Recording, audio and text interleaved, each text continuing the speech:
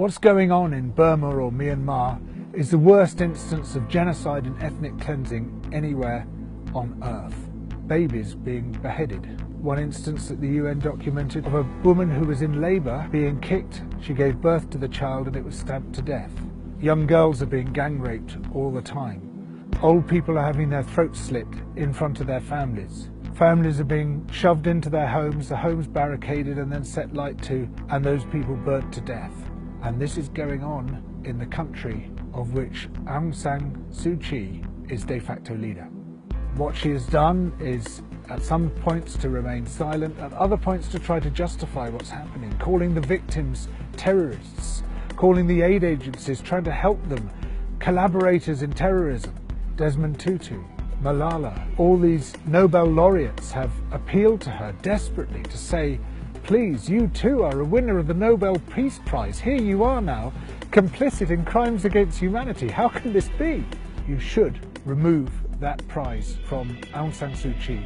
She no longer merits it. Oh, and while you're at it, that prize you gave to Barack Obama for not being George W. Bush, those repeated drone strikes that he orchestrated against people in Pakistan and Afghanistan, in which hundreds of innocent people, including children, died, were murdered. Surely that should disqualify him as well.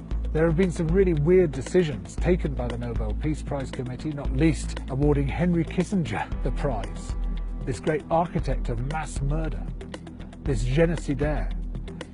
And so the argument for removing the prize from them, and for that matter Henry Kissinger, surely is a strong one.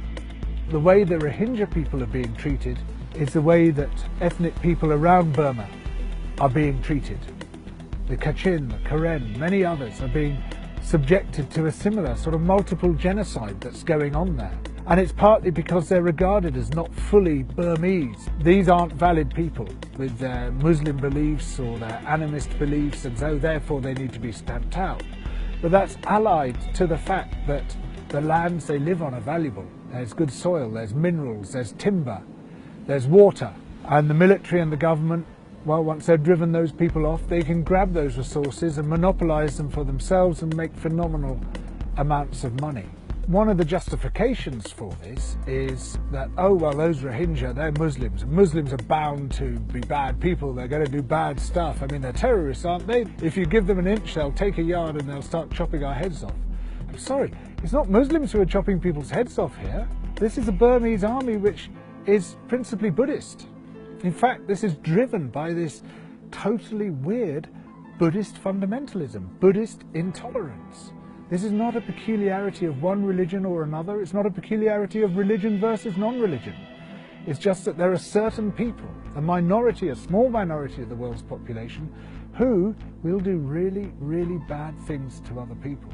We are not innocent of this. The British government, for example, has been providing the military of Myanmar, Burma, with training. Originally it said we're doing human rights training. Well, that turned out to be a lie. It's not. It's just trying to make them more effective fighting forces. And what are they being more effective at? Oh yeah, atrocities. As a more effective fighting force, they can do that more efficiently. That has to stop. And not only to stop, but our government has to come out and make a far stronger statement than it's made so far about what's going on.